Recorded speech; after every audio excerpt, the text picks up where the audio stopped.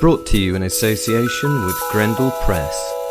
This is Werewolf the Podcast, a serial killer drama.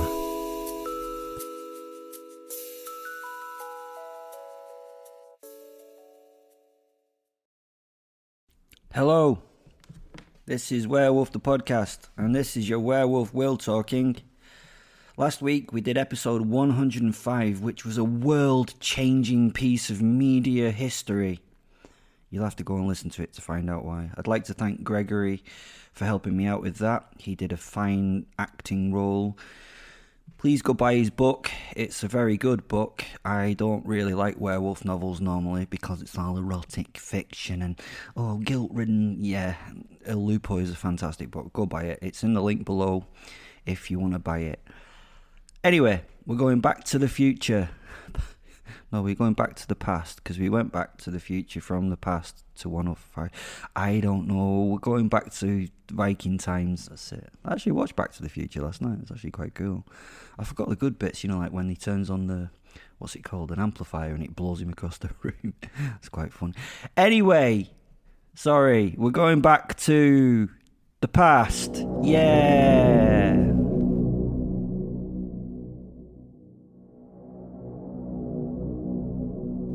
When we hear of the Berserker, we hear of men that would transcend by taking in a creature's soul.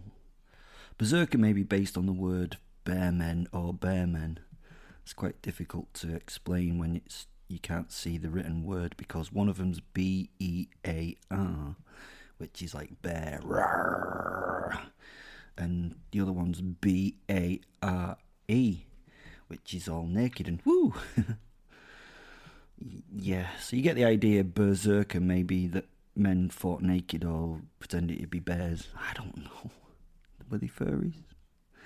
Anyway, Thorstein's wolf blood was the first real berserker of his kind. I mean, he would charge into battle in werewolf form and decimate those before him.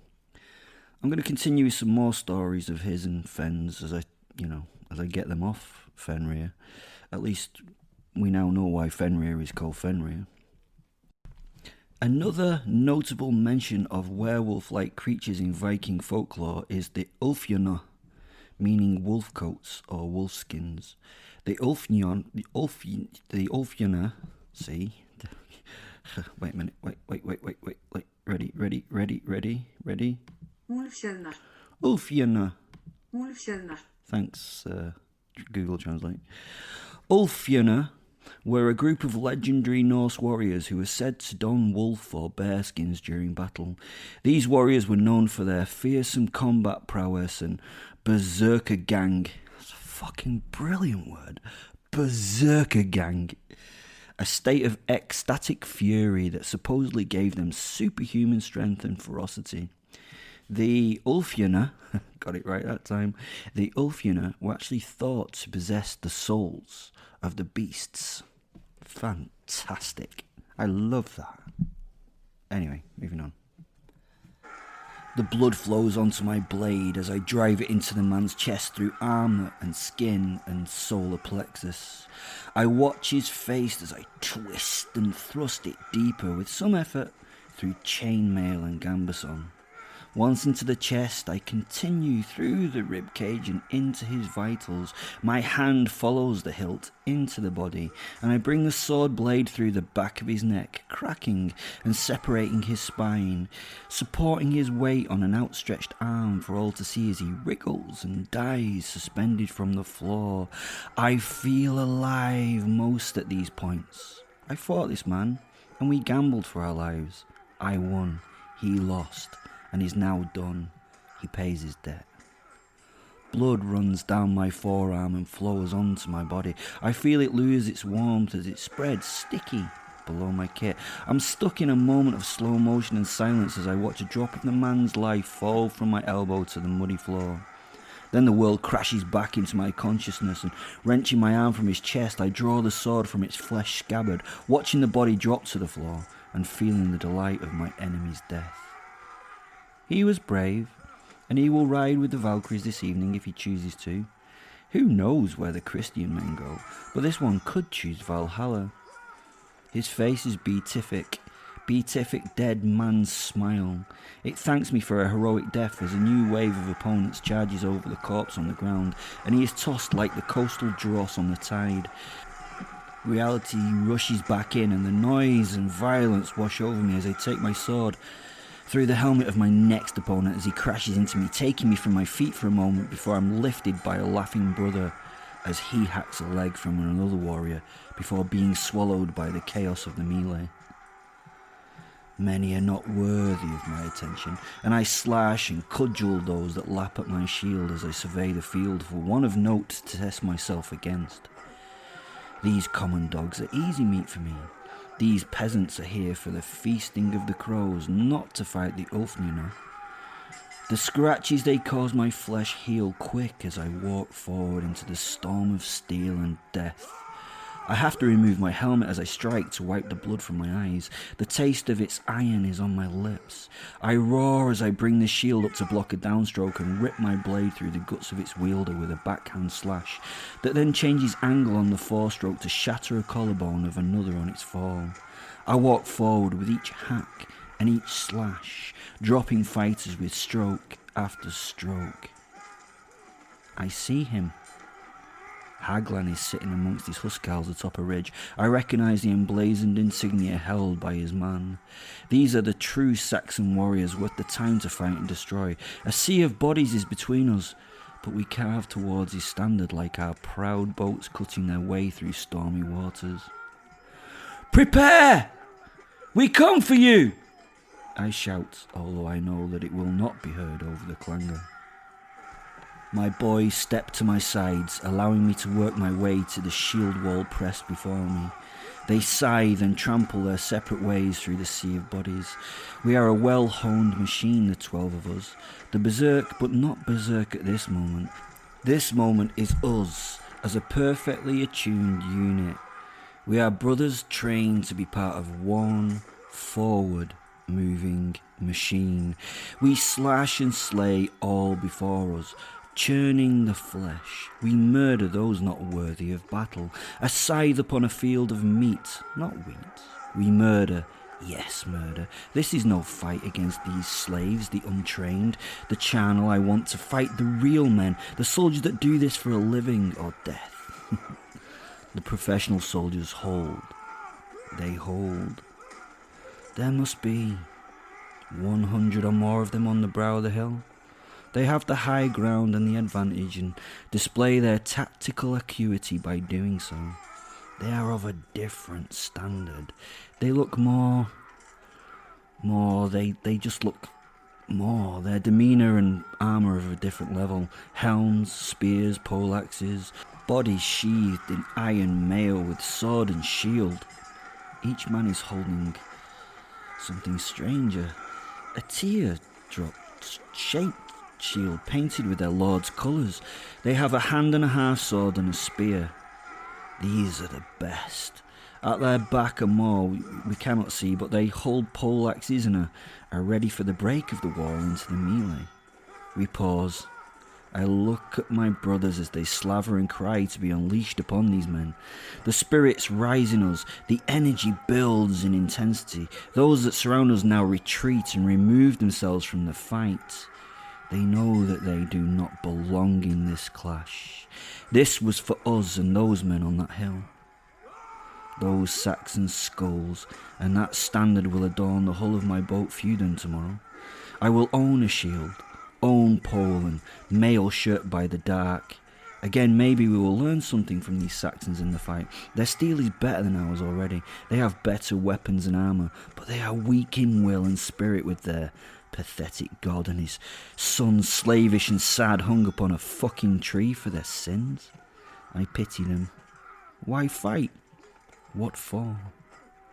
We clear the ground before us of the last of the less worthy, pulling them through our own shield wall as they strike and then butchering them individually behind the lines. 10 strides open clear between us.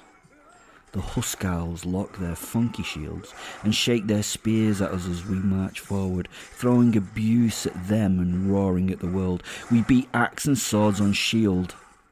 Many of my brothers cast armour and helm to one side with their excitement to greet Odin. We look as though we have no conformity, no training. We each bear the weapons we wish to carry. All are different but the same. We are the Ulfhednar. The enemy open and clash their shields in rhythm. It is impressive to those who would be impressed. Jaeger next to me is in his 47th year and spits at them, cursing them. He is begging them to send him onward, to give him a good death. I laugh and pat him on the back. We share a joke about Saxon mothers with the other warriors in our party. Their beating and chorusing stop on one shouted command, and silence covers their line as the shield wall is formed with a roar shared by all those throats simultaneously, and it starts to step forward in lockstep. Each step comes with a roar of sound. It's very impressive. They are committed and introduce the idea that this may be a wall that takes us too far, a wall that we could never break. A bristle of spear tips before we even get anywhere near that impenetrable barrier of shields. I get hard at the thought. A proper fight. We roar our challenges to them. Each man uses their own words and utters threats, promises, or even prayers. I make a promise to the gods that not one of our enemies will leave the field, not one. I announce who I am, who they face, and that I will be the first to strike. I tell them that I cannot be killed by any weapon, that their women will weep until we arrive at their homes, and they will gratefully be fucked by true men. I smell their fear. I hear their prayers to their dead god, but they set themselves to the task before them. They stop their forward march. They drive the sharp bases of their shields into the rich earth. The spear's tips are dropped in perfect precision and angled, ready for the berserk charge. The rest of the battle going on around us leaves our focus. The less worthy warriors will continue that fight. We have our own war here. Silence, as all, including the old gods and the new, stop to watch this clash. 2 men down from me, Berger takes an arrow to the shoulder. He looks at the shaft and laughs as he drops his shield to pull it from his body. His blood flows, but he pushes the arrow into his belt before making a pledge to find its owner and return it to him. I start to run forward with Fenrir and my wolf soul at my heels. I cast my weapons left and right as I cover the distance between us. I am naked apart from the wolf skin that sits upon my skull. It denotes me as the Berserker, the Ulfhednar. My brothers follow me. As a man, I am terrifying to these tiny Saxons. They are a head below me in height and half my width. I come from the land of giants and they are from the land of dwarves. As I run, I absorb my werewolf soul and become the snarling wolfman, a black bestial shadow with eyes of burning amber. My speed is beyond human. I am partly quadruped as I charge, swapping between 2 and 4 feet as I close the distance. All turns to slow motion in my head, and Fenrir is in that comfortable spot in my heart. I feel whole as the beast. I break and pass spear tips, avoiding their bites as I get closer. A yard from the line, I turn my shoulder ready for the impact. I crash the line, smashing the men, smashing shield, smashing the wall before me. My impact pressure will be in the tons, truly an unstoppable force against a not-so immovable object. I will drive through to make a hole in the shields and the men before me. The wall, when broken, will be ours. In the melee, our wolf pack will pick apart the soldiers used to their particular method of fighting. There will be no strategy or techniques in the melee, just warrior against warrior, weapon and strength against weapon and strength. I hit the line of shields and somewhat surprisingly to a winded, dead stop. My forward momentum is lost as my energy is distributed along the line. The charge is over. The absorbed power ripples through the men, through the line of shields. They now call together and step forward as one unit. A step onward is taken on each command. Swords reach over the wall and slash at me. Spears are directed at me. This was not the plan. Fen in my heart reminds me there is no plan, and we start laughing together. I now have nowhere to go except to be crushed or pushed down by my own men as they charge. In response, I go up and over. I run up the wall before me, clawed paws on the pommels presented. I momentarily stand on the shield wall lip, ready to leap into the press of men below. I need to rip and render these warriors to allow a gap for my men to enter the fray. Weapons strike as I dive into the human mass, a shark in amongst the minnows. I'm not in a position to fight me.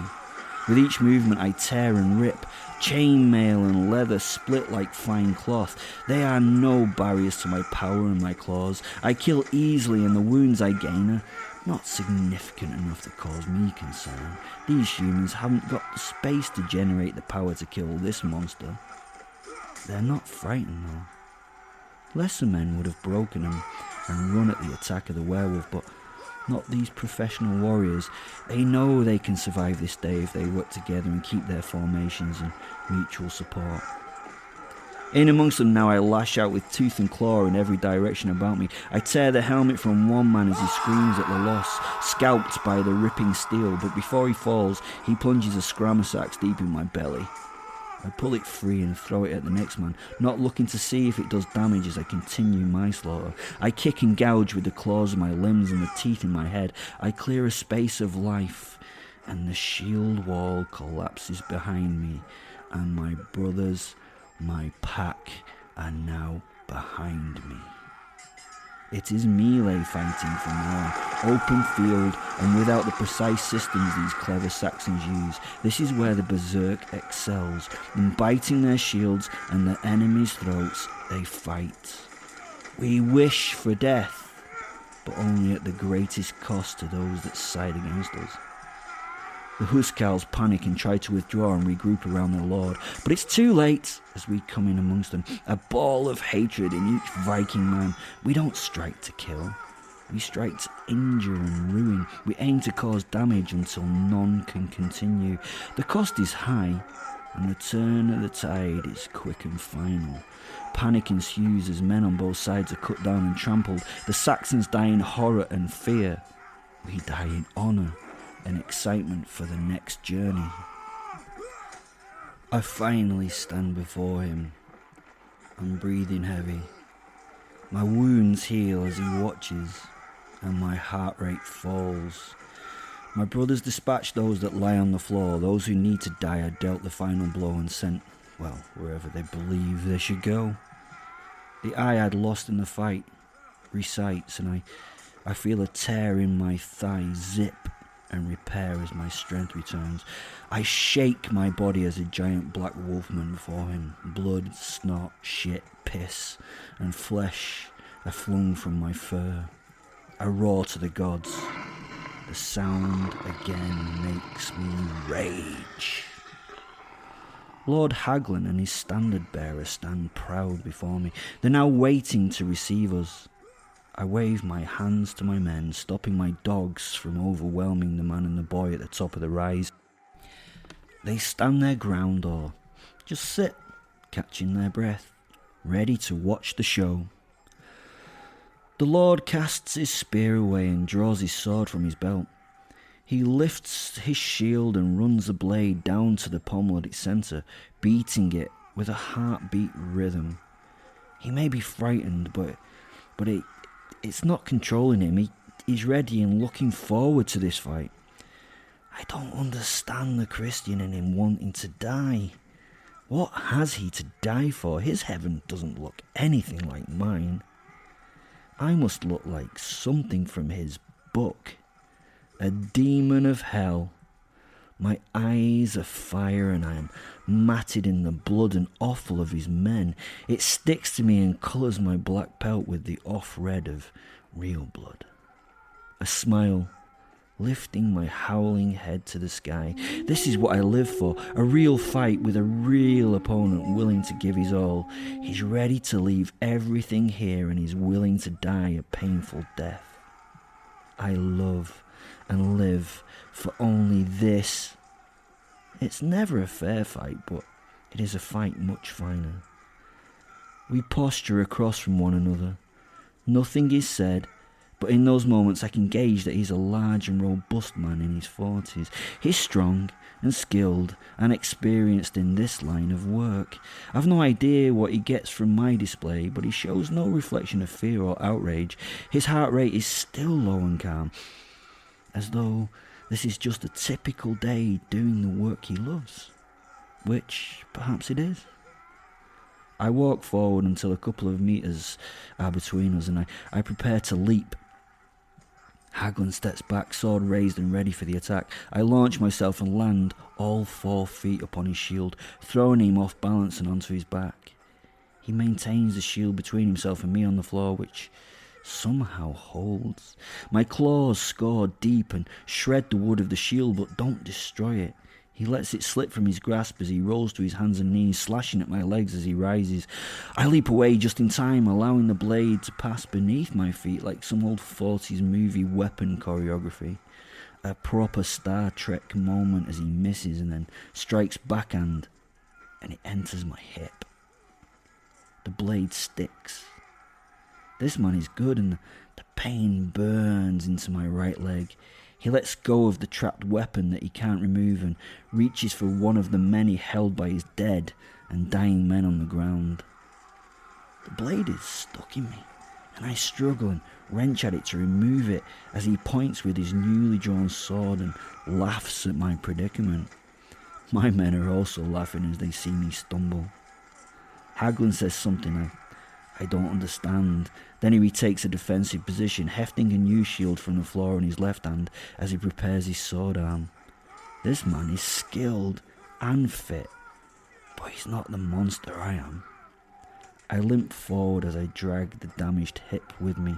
Once the weapon has been removed with, I've got to admit, some effort, it starts to heal, and I know that within the next few moments it will return to its unhurt state. I now size my prey up a little bit better. He's not the rabbit, the runner, the escaper. He is the cornered badger, the fighter. He will die in the act of protecting himself. Change your plans. I pick up a spear from the ground and throw it at him. It slams into the shield and vibrates to a stop. The power of the throw splits the wood slightly and makes him readjust. His weight is thrown to his back foot. I lift another and again cast it at the shield. Again it bites deep and shudders to a halt, driving the man another step or two back. I let another fly, then another, then another. The shield is now off-balanced and weighty on the man's arm. It's become useless as a tool, and he casts it aside as he looks for another to replace it. But before he gets a chance, I launch another spear at him, then another. He has no choice but to focus on the weapons thrown against him. He has no time to replace the lost item. He can only use his body movement and ability to dodge to remain safe. As I throw random things, I walk forward, knowing he cannot stop defending himself enough to escape me. I know I'll reach him, and then he will be mine. He jinks and spins as he dodges the flying debris, not just spears now, but anything I can grab that could cause damage. Then I am on him. As he raises his sword, I grab his wrist with my left hand and his face with my right. I hear the muffled scream as I compress the head in my grip, in my hand. I feel his jawbones start to flex under the pressure of my grip. I keep squeezing and they crack in my grasp. His scream through a ruined mouth is unhuman and agony-filled. My hair rises on my body from the thrill as I continue to squeeze until his head explodes like an egg. Brains and spinal fluid cover my hand, arm and chest. I punch my other hand through his ribs and grasp his heart, ripping it from the fresh corpse and ramming it into my mouth. I take on the man's strength from eating the seat of his being. Silence as the tide of the battle turns. The standard falls from the shaking young boy's hands as he stands and watches me gulp down the raw meat. He yells, and even in a language I don't really understand, I can tell he begs for his life. So fucking pathetic. He should be willing to die for his lord's standard, not drop it in the dirt. I tear him in half with a backhand strike, disgusted. With their leader gone, the battle ends and the rout starts. We as a group stand our ground as the cowards run. They're chased down by our more bloodthirsty brethren. For us the fight is over. We only fight, not murder. Well, not unless we need to. I want to fight warriors. I don't want to kill victims. I sit down on a shield as I turn back to my human. Now the laughter starts between us. Fenrir smiles at me. The gods have been good. 2 of us will go to Valhalla tonight, and we will drink for their journey this evening. Thanks for listening. Please remember you can buy my book, you can buy Gregory's book, you can go to the description, you can join us on the Facebook group. It's getting very, very busy there. It's quite cool. I'm on Twitter. I'm on Instagram. What else can I think I'm on? I don't know. I think I'm not on anything good at the moment. That's a bit of a problem. But, life will get better. Anyway, you can even buy me a coffee if you want. Yeah, there's this thing on the description that says buy me a coffee or support the show or something. Go there and buy me a coffee if you love what I do. If you don't, don't, and that's cool too. Share, just do nice things. Yeah, I know I'm horrible, but do nice things for me. Because do you know what? After all, I do fucking love you. Bye!